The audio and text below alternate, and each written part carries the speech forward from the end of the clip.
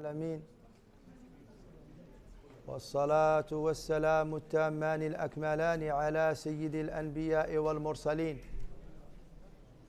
وعلى آله وصحبه أجمعين. Les frères, on se rassemble et on boit le thé ensemble, Inch'Allah. On boit le thé ensemble. Ne vous inquiétez pas, on vous laisse 5-10 minutes à boire le thé. Alamin. الصلاة والسلام على سيد المرسلين سيدنا محمد وعلى آله وصحبه أجمعين. يقول المصنف رحمه الله تعالى سنن الوضوء. On passe au chapitre des sunan de l'wudu. Sunan al-wudu qui veut dire les traditions, les pratiques surérogatoires de l'ablution. Nous avons fini le chapitre des obligations. Fara'idul wudu'i. Vous vous rappelez? On a terminé le chapitre des obligations de l'ablution. Fara'idul wudu'. Et là, Inch'Allah ta'ala, on entame Sunanul wudu'. Sunanu al-wudu'. Là, je ne pénalise pas les frères qui sont fait le service, non?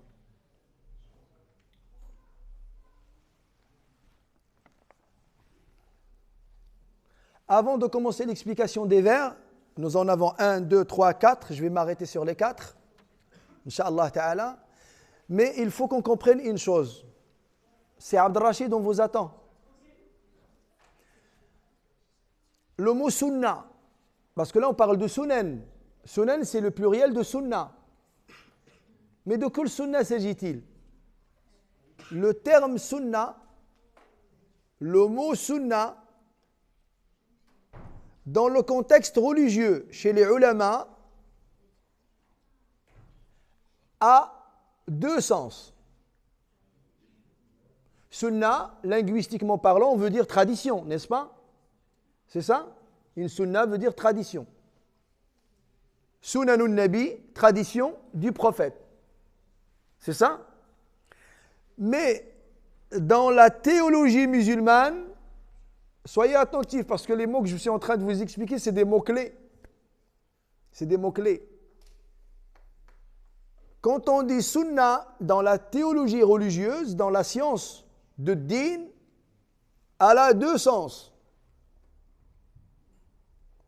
Dans le domaine du hadith, dans le domaine de la tradition prophétique, c'est-à-dire tout ce qui est propos et actes et accords du prophète alayhi salam, les ulama du hadith, les transmetteurs du hadith appellent ça as-sunnah, parallèlement au Coran qui est al-kitab. Le Coran c'est al-kitab, le livre, et tout ce qu'a dit le prophète sallallahu alayhi wa sallam, et il a fait, ça s'appelle as-sunnah, al-kitab wa as-sunnah. Et donc le sunnah dans ce contexte-là veut dire tout ce qui nous a été transmis comme parole prophétique, comme acte prophétique et comme accord prophétique. Qu'est-ce que j'entends par accord prophétique?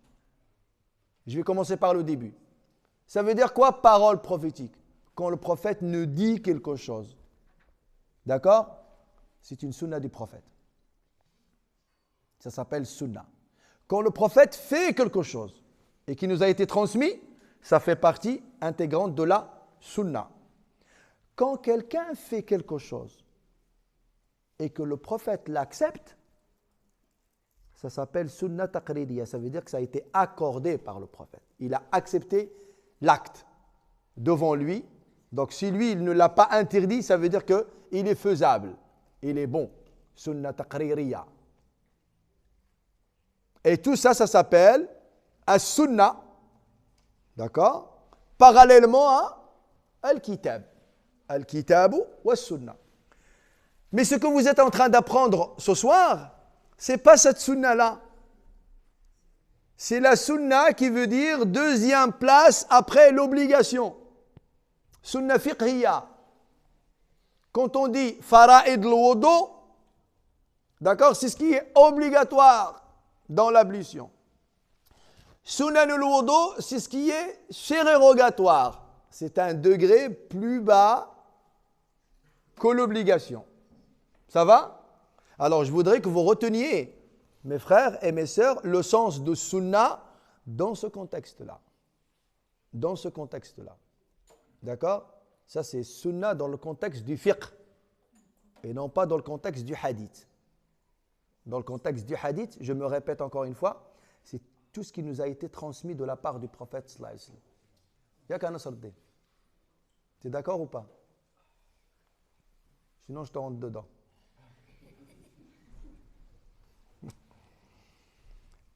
Et sunna al-fiqhiyya, c'est ce qui vient après l'obligation.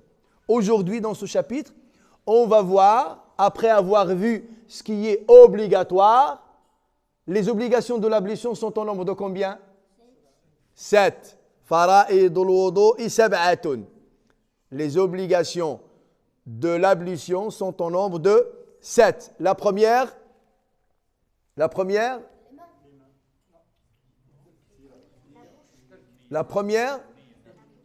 an-niyya.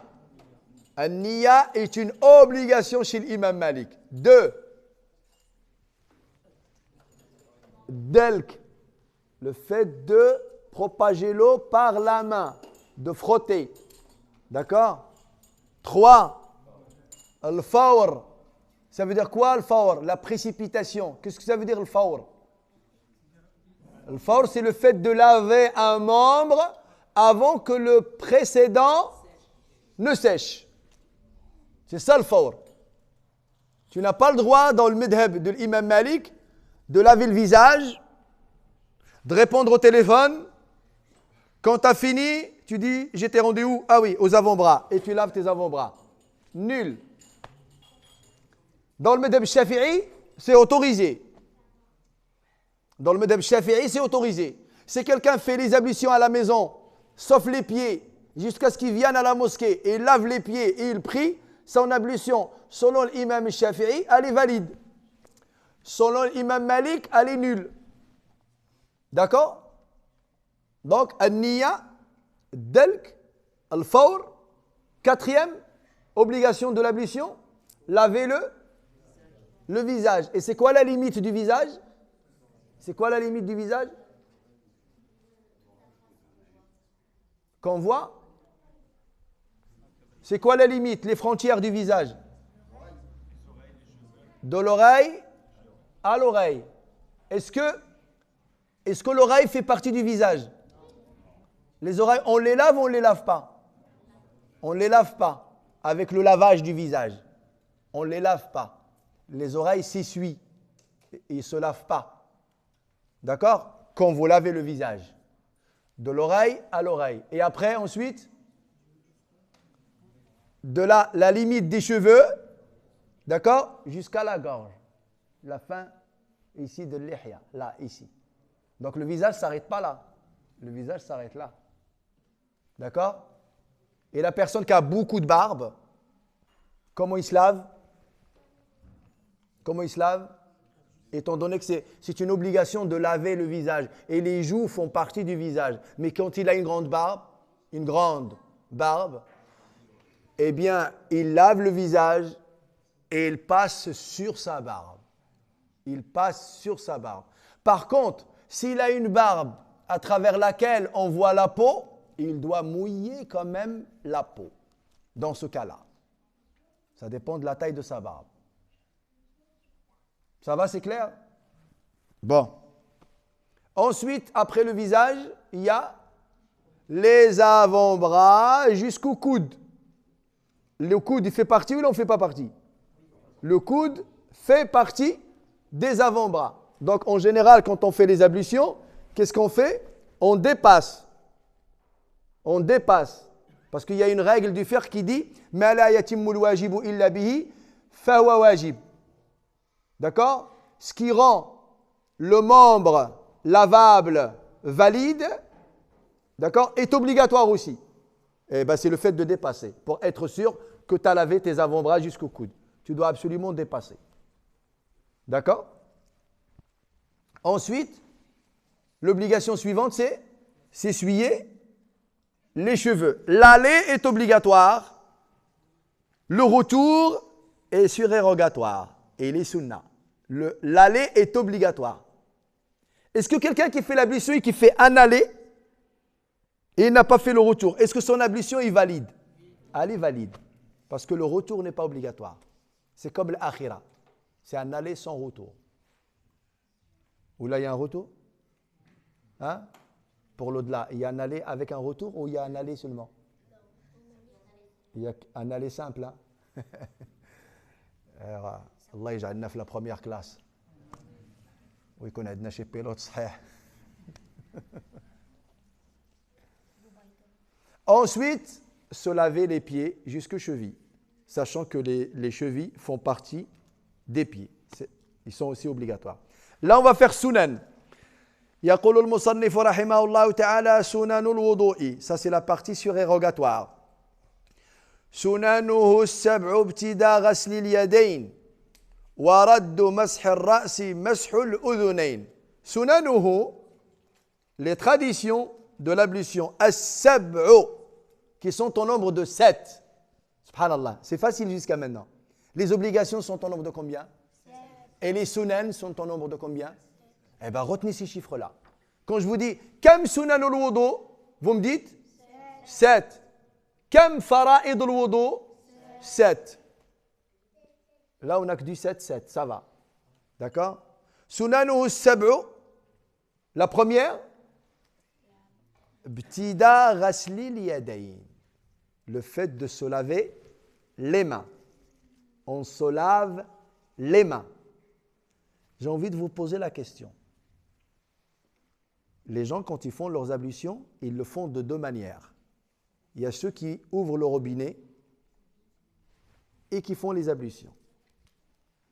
Cette manière-là, elle est déconseillée parce qu'il y a trop de perte d'eau, inutilement. D'accord? Et ça s'appelle israf. Non, ça ne s'appelle pas tabdir. Tabdir, c'est quand vous dépensez dans le haram. Quelqu'un qui perd de l'argent dans ce qui est illicite. Ça s'appelle tabdir. Et quelqu'un qui fait du gaspillage dans le halal, ça s'appelle israf. D'accord? Allah dit Inna Allah la yuhibbul musrifin. N'aime pas ceux qui pratiquent le gaspillage dans le halal. Par contre, quand il dit Inna al-mubadhirin, il dit Kanu ikhwan al-shayatin. Ce sont les frères des shayatin. Et un frère de shaitan, il est dans le haram, il n'est pas dans le halal. D'accord? Et c'est pour ça qu'on doit faire la différence entre tabdir et l'israf. D'accord? Et il y a cette manière, ça ne veut pas dire que l'ablution n'est pas valide. Elle n'est pas valide, mais tu as commis quelque chose de déconseillé. D'accord? Le mieux dans une ablution, c'est d'utiliser un récipient. Ça, c'est le mieux. Alors, dans le cas, justement, on utilise un récipient. Le récipient, il doit se trouver où? Il est en face de moi. Écoutez bien ce détail-là, les jeunes, parce que j'ai vu des manières qui ne sont pas catholiques. Elles sont musulmanes. La bassine, quand on prend une bassine, on la met côté droit. On la met à droite. D'accord? Et quand on commence l'ablution, la sunna, c'est quoi? C'est de laver les mains 3 fois, n'est-ce pas? Comment je lave mes mains? Eh bien, la première fois, tu ne plonges pas ta main dans la bassine. Parce que ta main, elle n'est pas purifiée. Tu vas rendre peut-être impure ton eau. Donc, qu'est-ce que tu fais? Tu bascules la bassine, tu verses dans ta main droite, tu laves une première fois. Tu bascules la bassine, tu laves une deuxième fois. Tu bascules la bassine, dehors, tu ne trempes jamais ta main droite dans l'eau. Et tu laves une troisième fois. Est-ce que là, j'ai lavé mes 2 mains? Là, je peux plonger ma main et je vais rincer la bouche. Est-ce que vous m'avez compris? Donc n'allez pas tout de suite, ouais, on nous a dit qu'il fallait utiliser la bassine, dès le premier coup, hop, tu plonges ta main. Non. Après, il y en a qui cherchent de la facilité. C'est autorisé. Ils préparent la bassine, mais lavent les mains au robinet 3 fois et après, il commence. Vous voyez ce que je veux dire? Il commence par la bouche, par le nez, etc. C'est autorisé, d'accord, mais ce n'est pas le top. Le top, c'est d'avoir une bassine, de verser l'eau 3 fois à l'extérieur de la bassine. Quand vous avez lavé la main 3 fois, là, vous commencez à plonger votre main droite et vous vous rincez la bouche et le nez. D'accord? Vous continuez votre ablution. Ça va jusqu'ici? Alors, que des cheikhs il dit sunanuhu sab'u ibtida. Ibtida, yani ibtida, ça veut dire la première tradition par laquelle vous allez commencer votre ablution, c'est se laver les mains. Ghasli liyadayni, se laver les mains de la même manière que je viens de vous l'expliquer un instant. La deuxième, wa raddu mashir ra'si. Raddu mashir ra's, le retour. Vous vous rappelez quand je vous avais dit tout à l'heure que l'aller était obligatoire? Le deuxième est sérogatoire. Wa raddu mashir ra'si. Mashul udhunayni. Quand on essuie, quand on fait aller, retour, et ensuite on fait quoi? Mashul udhunayn fait partie des traditions de l'ablution. Sauf que là, il y a une divergence entre les savants sur ça. Quand je mouille mes 2 mains et je fais aller, retour, est-ce que je fais directement mes oreilles parce qu'elles font partie de la tête et non pas partie du visage? Ou alors je fais un aller, retour, je remouille une autre fois mes mains et je fais les oreilles. Laquelle vous adoptez? Hein? Selon Malik rahimahullah, il faut renouveler l'eau pour les oreilles. Dans les autres madhab, vous faites aller, retour, vous attaquez les oreilles directement.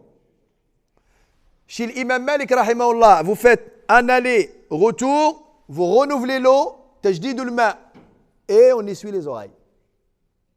Est-ce que ça va? D'accord?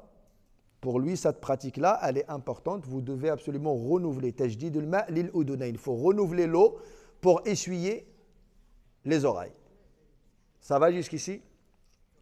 Alors, sur Mash al-Ra's, vous allez entendre parler des divergences. L'imam Malik, lui, il exige d'essuyer la totalité de la tête. Comme ça. L'imam Shafi'i, si vous êtes juste ça, ça passe. Dans le madhab al-Hanafi, le quart de la tête. Si vous faites juste le quart comme ça passe. Le seul madhab avec l'imam Ahmed ibn Hanbal, eux, ils exigent un aller entier pour valider l'essuyage de la tête. Ça va? Donc, dans le madhab al-Maliki, il faut un aller total, obligatoire, et un aller, un retour total qui est surérogatoire, sunna. وَرَدُّ مَسْحِ الرَّأْسِ مَسْحُ الْأُذُنَيْنِ مَضْمَضَةٌ. Madmadatun, c'est le fait de se rincer la bouche. Encore une fois, quand vous prenez l'eau dans le récipient, vous la mettez dans votre bouche et vous vous rincez la bouche. Voyez? Là, on rince notre main à l'extérieur du récipient. Et on reprend. Et on se rince la bouche. Voyez? Toujours avec la main droite. Pas la main gauche. La main gauche, elle sert uniquement aux toilettes. La main gauche uniquement aux toilettes. Pour donner à quelqu'un, main droite. Pour prendre de quelqu'un, main droite. Manger, main droite. Boire, main droite. Se laver, main droite. La main gauche, c'est pour les toilettes. Et quand tu veux boxer quelqu'un, c'est un mal à la droite. Ça aussi, on peut l'autoriser. Ça fait partie des obligations. Il y en a qui ont besoin parfois d'être boxés. Hein. Attention. وَرَدُّ مَسْحِ الرَّأْسِ مَسْحُ الْأُذُنَيْنِ مَضْمَضَةٌ. Madmadatun, le fait de se rincer la bouche. Vous avez retenu comment on fait, les frères? Je prends l'eau, je rince, et là je rince mes mains, je replonge. D'accord?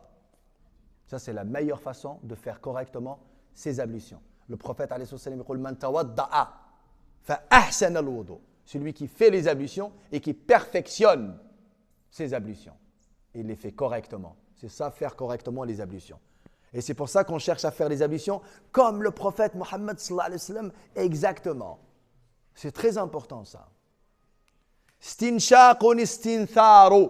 L'istinshaq, c'est le fait d'inspirer l'eau. Vous prenez l'eau dans le récipient, vous montez l'eau dans vos narines et vous expirez avec la main gauche.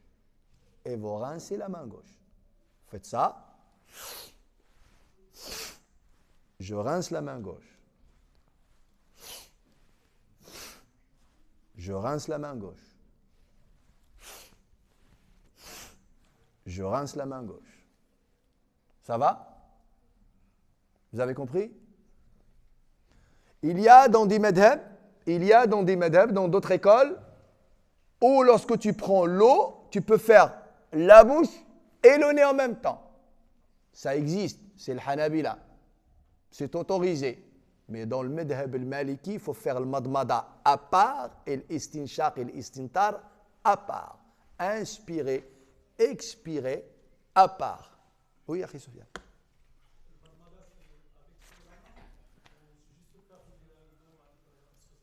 On peut se contenter que de la bouche, sans les doigts. Mais c'est plus efficace d'utiliser les doigts. Il est même conseillé dans Sunnah, quand vous faites le madmada, d'utiliser siwak. Il y a un hadith du prophète alayhi salam, Laula an ashqa ala ummati, la amartum bis siwak. Il n'a pas dit qabla kulli salat ou qabla kulli wudu. Il a dit inda kulli wudu, c'est-à-dire pendant. C'est le mot inda qui est important. Vraiment de se rincer la bouche comme il se doit. Pourquoi? Parce que tu dois chercher et cibler l'embellissement avant chaque prière. Ça veut dire à chaque prière, tu dois te faire beau. Que ce soit au niveau hygiénique, hygiène, tu te laves, tu dois être propre, que ce soit tes parties intimes, que ce soit ta bouche, que ce soit ton visage, tes mains, et tu te parfumes. Et les vêtements, il faut qu'ils soient propres. Et là, tu te mets face à Allah subhanahu wa ta'ala. Ça, c'est une vraie prière. Ça, c'est quelqu'un de spirituel. Ça, c'est quelqu'un qui respecte son positionnement devant Allah subhanahu wa ta'ala. Donc, prenez, attention, quelqu'un qui maîtrise et qui pratique correctement l'ablution, c'est quelqu'un qui a l'intention de prier correctement aussi et de perfectionner sa prière comme il se doit. Quelqu'un qui banalise les ablutions à la va-vite, c'est quelqu'un qui va faire la prière à la va-vite. Peu importe s'ils sont mauvais, ou là ils sont bons, ou là ce qu'il a mangé, est-ce qu'il s'est parfumé, c'est pas bon du tout. C'est pas bon du tout. Ça va jusqu'ici? C'est pas trop dur. Madmadatun, istinshaqun. Istinshaq, c'est le fait d'inspirer l'eau. Et istinthar, c'est le fait de l'expirer, d'accord, de rejeter, et vous utilisez la main gauche que vous rincez. Ensuite, tertibu fadrihi, tertibu fardihi wadal mukhtaru. Tertibu fardihi. Parmi les sunan, parmi les traditions du prophète sallallahu alayhi wa sallam, c'est le fait de respecter les obligations. Tertibu fardihi. Les obligations, les membres lavables, les membres, c'est visage, avant-bras, d'accord, la tête, les pieds. Imaginons, vous êtes en train de faire les ablutions, vous avez mis l'intention, première obligation, vous avez lavé les mains, vous vous êtes rincé la bouche et le nez, et là, au lieu de passer au visage, vous faites les avant-bras. D'accord? Et après, vous faites le visage. Vous n'avez pas respecté tertib. Est-ce que l'ablution est valide? Hein? Est-ce qu'elle est valide ou pas? Pourquoi elle n'est pas valide? Est-ce que le fait d'organiser les fara'id dans l'ordre est une obligation? Est-ce qu'elle fait partie des 7 obligations? Quand vous citez les obligations à respecter, est-ce que tertib, le fait de respecter l'ordre, en fait partie? Il n'en fait pas partie. Donc, quelqu'un qui lave les avant-bras, ensuite il passe au visage et il continue, son ablution est valide. Même volontairement. Non, même amdan. Oui, même عمدا. ها هو لا لأنه هو قال لك الترتيب.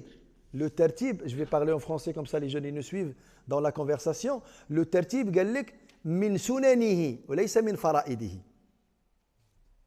هذا من السنن. Donc tu ne peux pas le juger au niveau de l'obligation. C'est une sunna. Attention, quand on dit sunna, ça ne veut pas dire qu'il faut la négliger. C'est quand toi tu ne la respectes pas, est-ce que ça rend non valide ton ablution? La question fiqhite, elle est là. La question fiqhite, elle est là. Est-ce que tu peux dire à quelqu'un qui a lavé les avant-bras, ensuite le visage, ah, ton ablution est non valide? Tu ne peux pas lui dire ça. Tant qu'il a respecté les 7 obligations de l'wudu. Il n'a pas respecté une sunna, qui est le tertib, l'ordre. Et cela n'est pas une cause d'annuler son ablution. Le problème, c'est que ce sont les habitudes. On s'est tellement habitué à ça et on a toujours cru que le tertib fait partie des obligations de l'ablution. Prenons l'avis de l'imam Shafi'i. L'imam Shafi'i, il dit les obligations de l'ablution. Regardez, fara'id al-wudu, c'est l'imam Shafi'i. An-niyatu 'inda ghasli al-wajh. L'intention au moment de laver le visage. Ghaslu al-wajh, laver le visage. Ghaslu al-yadayni ila al-marfiqayn, laver les mains jusqu'au coude. Mashu ba'd ar-ra'si, essuyer une partie de la tête. Laver les pieds jusqu'aux chevilles. Ça fait combien jusqu'ici? 5. La 6e, wat-tartibu ala ma dhakarna. Respecter cet ordre. Ça fait partie des obligations chez l'imam Shafi'i. Est-ce que ça fait partie des obligations chez l'imam Malik? Donc tu dois changer ton raisonnement habituel. Maintenant, ma question est la suivante. Quelqu'un, il faut assimiler les choses petit à petit. Il y a la partie volontaire et non volontaire. Alors, vas-y. Donc je plonge dans une piscine. Ouais. J'ai fait l'autre pour l'imam Malik. Non. T'as pas fait de delk. T'as pas fait de delk. Je plonge et je fais de delk. Ouais. Elle est valide. Pas de tertib, il n'y a rien. Oui, elle est valide. Non, toi tu dis je plonge. D'accord? Est-ce que tu as fait de delk? Non. Ah, si tu fais de delk, Sous l'eau, ça passe. ça passe. Je commence par les pieds, je fais tout à l'envers. Oui, Volontairement. bien sûr. T'es sûr? Tu vois, c'est étonnant. Non, c'est pas que c'est étonnant. Qui dit que fara'id al-wudu sab'a. L'imam Malik, il a fondé cette école et il a dit fara'id al-wudu sab'a. 7. C'est vrai ou c'est pas vrai? Est-ce qu'il a rajouté un 8e qui est tertib? Pourquoi l'imam Shafi'i, il l'a intégré dans fara'id al-wudu? L'imam Malik ne l'a pas intégré. Il a dit hada min as-sunan. Hada min as-sunan. D'accord? Il a dit c'est une tradition. C'est facultatif, c'est surérogatoire. Et le but, mes frères, vous rappelez la première intervention? Est-ce que vous vous rappelez de la première intervention quand je vous ai dit, il ne faut pas qu'on apprenne uniquement le fiqh, il faut qu'on apprenne le al-wa'i al-fiqhi, c'est-à-dire de raisonner avec le mécanisme du fiqh. On a toujours cru que c'était comme ça. Alors que non. Alors que non. Le tertib chez l'imam Malik fait partie des sunan et ne fait pas partie des obligations. Et en plus, il dit tertibu fardihi wa dhal mukhtaru. Et c'est l'avis qui a été choisi. Wa dhal mukhtaru. Et ça, c'est un avis fondamental dans l'école malikite de ne pas considérer le tertib comme étant une obligation de l'ablution. Ça va jusqu'ici?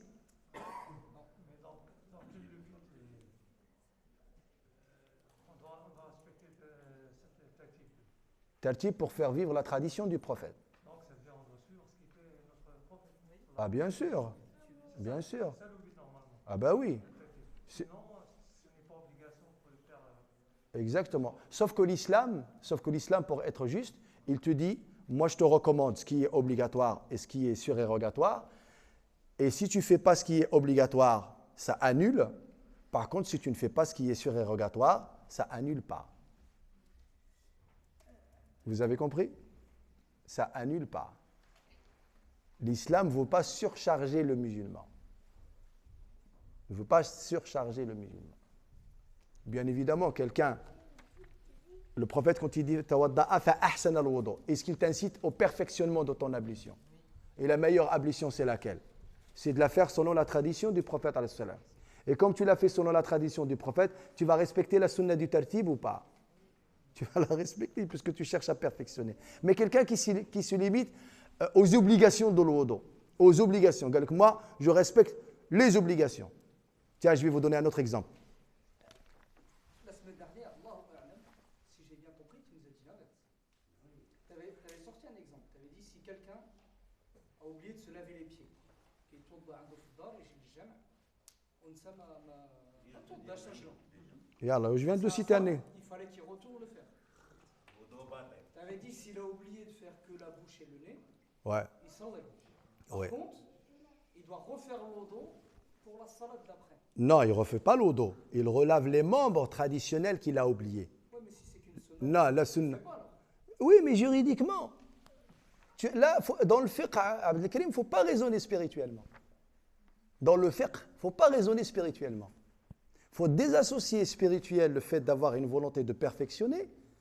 Ça, c'est le côté religieux et spirituel. Mais le côté juridique, hukm, là, on est dans le droit, dans le qanoun. Obligatoire, pas obligatoire. Tu vois? Elle est là la nuance. Quelqu'un, je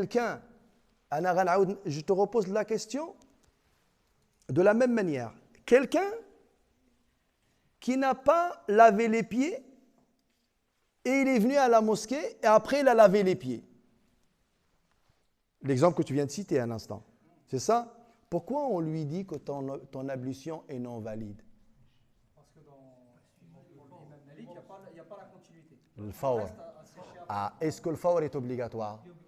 Donc on lui dit, mon frère, selon la règle de l'imam Malik, ton ablution elle est non valide parce que tu n'as pas respecté le fawr. Tu n'as pas respecté le fawr. Je vous donne un autre exemple. Le fait de dire Subhana Rabbiyal A'la dans la prosternation, c'est considéré comment? Dans le salat, sijda. C'est considéré comment? Sunnah. D'accord? Sunnah. Quelqu'un qui dit Allahu Akbar, la prosternation, elle est obligatoire? La prosternation, elle est obligatoire? Ah. Quelqu'un qui ne fait pas Subhana Rabbiyal A'la dans le sujoud, sa prière valide ou non valide? Hein? Elle est valide, même s'il a laissé une sunnah. Je vous pose juste au raisonnement du fiqh. Ça dépend des sunnahs aussi. Hein? Ça dépend des sunnahs. Tu as raison. Parce que les sunnahs, si tu l'oublies 3 fois, là, ça casse. Non, attends, pour qu'on rectifie. Il y a une sunan, il y a des sunan, si tu l'oublies une fois, déjà si tu la délaisses dans salat, si tu la délaisses volontairement, annule la prière. C'est pour ça que je pensais que le wudu, c'était Non, pas du tout. Demande à ton père, il était là un instant. Il aurait... Les frères, wallahi, vous savez ce qu'on est en train d'apprendre? On n'est pas en train d'apprendre que le fiqh. On est en train d'apprendre le raisonnement du fiqh. C'est ce qui va vous aider à développer votre réflexion au niveau du fiqh. Et tout ça, vous allez l'apprendre petit à petit, Inch'Allah. Madmadatun istinshaqun istintaru. ترتيب فرضه وذا المختار ترتيب فرضه وذا المختار. C'est ce qui a été choisi dans le madhab malikite comme avis juridique, comme quoi le tertib, l'ordre, le respect de l'ordre est une action surérogatoire et non pas obligatoire. وأحد عشر الفضائل أتت. Après nous avons al-fada'il, les mérites et les bonnes récompenses de l'ablution qui sont au nombre de 11. Qui sont au nombre de 11. Wa ahada ashara, c'est 11. Fada'ilu atat, les grands mérites et les grandes récompenses de l'ablution sont au nombre de 11. Alors, combien elles sont les obligations de l'wudu?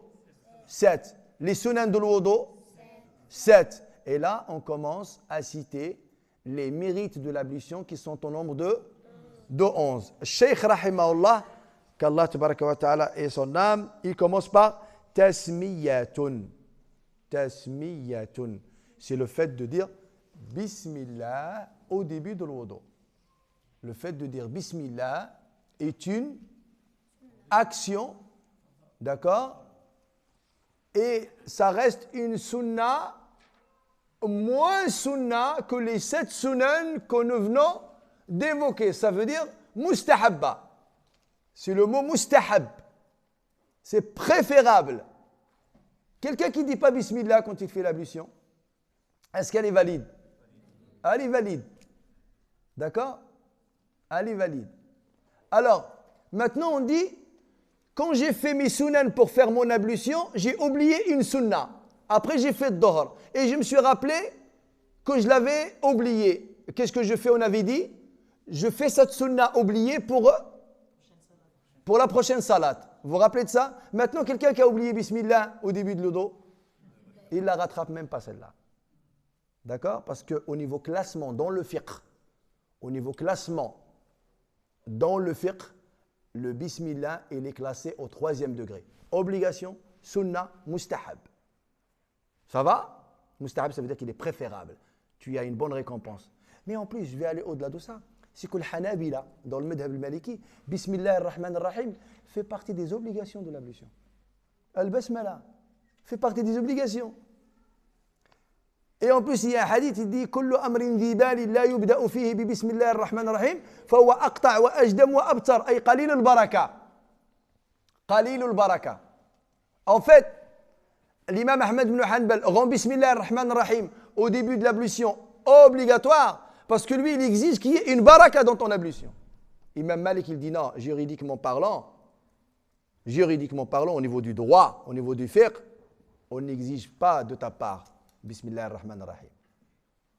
Par contre, si tu as envie de perfectionner ton wudu pour faire une ablution avec une baraka, pour qu'il soit un acte complet entièrement, tu dis Bismillah. Les fuqaha, ils détaillent tout. Et nous, comme alhamdulillah, on a grandi dans l'islam et nos parents nous ont toujours appris l'ablution de cette manière, on a mis l'ablution dans sa totalité à la même échelle. Et c'est pour ça qu'au jour d'aujourd'hui, quand on fait des étapes et des niveaux, on a du mal à classer certaines choses et à déclasser d'autres. Mais c'est ça l'étude du fiqh. C'est de pouvoir justement faire la nuance entre ce qui est obligatoire, ce qui est sunan, ce qui est mustahab. وأحد عشر الفضائل أتت تسمية وبقعة قد طهرت. بقعة قد طهرت, c'est l'endroit dans lequel tu fais tes ablutions. Ça doit être un lieu propre, où il n'y a pas d'impureté. D'accord? Pas un endroit sale. Parmi les fada'il, pour avoir une très grande récompense, il faut que l'endroit où tu fais ton ablution soit propre. D'accord? Il n'y a pas d'impureté qui risque éventuellement de t'entacher à toi avec cette impureté et d'annuler par la suite ta prière. Taqlilu ma'in. Taqlilu ma', ça veut dire quoi? Taqlilu ma', c'est le fait de diminuer la quantité de l'eau. Le prophète, alayhi salam, il faisait son ablution avec cette quantité-là. Cette quantité-là, il faisait son ablution. Et même le ghusl, la grande ablution, c'est ça fois 3. Et il faisait la grande ablution. Vous y arrivez, vous? Vous avez vu? Ça, c'est le prophète, alayhi salam. Il n'y a pas plus propre que lui. Ce n'est pas parce que tu augmentes la quantité d'eau que tu es plus propre que le prophète. Ou alors tu maîtrises l'ablution plus que le prophète. Ça, moud, il est utilisé pour faire son ablution, sallallahu alayhi wa sallam. Juste ça. Wahad qui hal al-Robini, il est 1 mètre cube. 1 mètre cube al-Fajr, 1 mètre cube à Dohr, 1 mètre cube à l'Asr, 5 mètres cubes par jour. Il n'y a que la baisse. Tu as ruiné la lyonnaise des eaux. Enfin, tu t'es ruiné, toi. Ce n'est pas sunna du tout. Taqlilu ma'in, donc, parmi les fada'il et les grands mérites, mes frères et mes sœurs, dans l'ablution, c'est de diminuer la quantité d'eau quand vous faites votre ablution. Wa tayamunul ina. Et là, on y vient. Mamana tayamunul ina. Le récipient de le mettre à droite. D'ailleurs, regardez, le cheikh, il ne parle pas de robinet. Il dit wa tayamunul ina. Vous voyez, vous allez me dire peut-être qu'il n'y en avait pas à son époque. Ce n'est pas une question qu'il n'y en avait pas. Ça n'a absolument rien à voir. D'accord? C'est surtout, c'est essentiellement parce que c'est un cheikh il date de quelques siècles, là, il n'est pas de 14 siècle, le Cheikh l'imam ibn Ashir, Abdul Wahid ibn Ashir, rahimahullah. Et c'est pour ça que Tayammul l'ina, le fait de mettre le récipient à sa droite, est une tradition du prophète sallallahu alayhi wa sallam. Taqlilu ma'in wa tayammul ina, le fait de mettre le récipient à droite. Wa shaf'u wa tatlitu fi maghsulina. Wa shaf'u wa tatlitu fi maghsulina. Al-shaf'u, ça veut dire quoi? Ça veut dire quoi, al-shaf'u? Non, le shaf'a. Le shaf'a, c'est... Non, le shaf'a, c'est père. Le shaf'a, c'est père. Qu'est-ce qui est impair? Le witr. D'ailleurs, pourquoi on dit shaf'a ou le witr? Le shaf'a, c'est deux. Le shaf'a, c'est la paire. P-A-I-R-E. Ou le witr, c'est le fait que ce soit impair. D'accord? Retenez ça. Hein? C'est pour ça qu'on dit shaf'a. والوتر تقليل ماء وتيامن الإناء والشفع والتتليت, donc mettre le récipient à côté, والشفع والتتليت في مغسولنا. Normalement, les membres du corps, on les lave combien de fois? On les lave 3 fois. Mais quand il dit chef, qu'est-ce qu'il entend par chef? والشفع. Hein? En fait, parce qu'il y a des membres dans l'ablution. Quand tu fais chef, c'est droite, gauche, droite, gauche, droite, gauche. Tu dois respecter ce chef. Tu dois respecter ce chef. On rentre dans le raisonnement du fiqh. Rentrons dans le raisonnement du fiqh. Quelqu'un qui lave l'avant-bras droit et qui passe la tête sur il essuie. Et après, il lave l'avant-bras gauche. Est-ce que son ablution est valide? Pourquoi? Qu'est-ce qu'il n'a pas respecté? La paire. Ça le rend non valide? Chef adkarna fash, on l'a cité parmi le mustahabbat. Donc le fait de faire chef, de laver les deux membres en même temps, est mustahab et non pas obligatoire. Donc si tu ne le fais pas, il est valide. Ça choque, hein? Il est valide, Habibi, malgré toi. Je vais pas attendre que tu l'acceptes. C'est le fer qui te parle. Là, d'abord, nous ne كنتعلموش كيفاش نتوضاو. Ça, c'est acquis. Là, on est en train d'étudier les règles du fiqh dans l'ablution. Sinon, si vous voulez qu'on apprenne comment on fait l'ablution, je ne le fais pas sur dars. Je ramène un récipient, je lui dis voilà, faites comme ça, et là on a fait l'ablution. Mais là, cette assise-là, son but c'est de faire une étude, une analyse de l'ablution. Quelqu'un qui veut vraiment pratiquer l'ablution, il va la pratiquer comme on la pratique tous les jours, parce qu'il cherche à la perfectionner. Il respecte les fada'il, il respecte les sunan. Mais moi je parle dans le cas où quelqu'un en lavant ici, il est parti à la tête, après il a dit ah ben oui, mais j'ai pas fait la gauche, il revient à la gauche. Qu'est-ce qu'on lui dit? Il dit non, tu dois refaire. C'est vrai ça? Non. Bien sûr que non. Bien sûr que non. C'est pour ça qu'il a dit Cheikh taqlilu ma'in wa tayammunu ina, le fait de mettre le récipient à droite, wa shaf'u, ça fait partie des grands mérites et des grandes récompenses quand tu laves un membre, de laver la paire avec. D'accord? Ce n'est pas une obligation, mais il est recommandé dans la tradition du prophète sallallahu alayhi wa sallam. Je vais vous dire une chose. Le tatlit, vous savez comment les ulama ils l'ont classé dans le madhab maliki? Laver l'avant-bras une première fois, c'est obligatoire. Le laver une deuxième fois est une sunnah, est un mustahab. La troisième fois. Donc, qu'est-ce qui est obligatoire dans le lavage du membre obligatoire? La première uniquement. La première uniquement. C'est quelqu'un, il lave les mains une fois, la bouche une fois, le nez une fois, le visage une fois, les avant-bras une fois, la tête une fois, les oreilles une fois, les pieds une fois. Valide ou non valide? Allez, valide. Est-ce qu'elle est complète au niveau des récompenses? Non. Pour avoir beaucoup de mérite, c'est 3 fois. C'est 3 fois. D'accord? Quelqu'un qui a la crainte que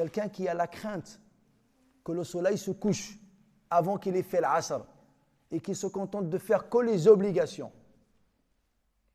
C'est-à-dire, il a l'intention, il se lave le visage, les avant-bras, un aller, les 2 pieds, et il dit Allahu Akbar pour faire l'asr. Valide ou non valide? Vous voyez? Parce qu'il est dans la nécessité de respecter l'heure de la prière. S'il fait que les obligations de l'ablution, son ablution est valide. Parce que les obligations, tu n'as pas le droit de ne pas les faire. Alors que ce qui est surérogatoire, tu peux ne pas le faire. Et si tu l'oublies, tu peux le rattraper pour la prière suivante. Alors que les mustahab, même si tu ne les fais pas. Ton récipient, si tu le mets à gauche, et tu fais comme ça. Et tu as fait toute ton ablution. Elle est valide ou pas valide? Parce que, par contre, tu n'as pas le mérite d'avoir mis le récipient à ta droite. C'est bon? Ce n'est pas vous rentrez à la mosquée, vous voyez quelqu'un, par oubli, il a mis le récipient, vous dites, ah non mon frère, c'est bâtel ton ablution, j'ai entendu l'imam que ça... J'ai jamais dit ça, Habibi. Arrête de faire la guerre aux gens. Ça fait? Allah yuffaqna, qulu amin. سبحان ربك رب العزة عما يصفون وسلام على المرسلين والحمد لله رب العالمين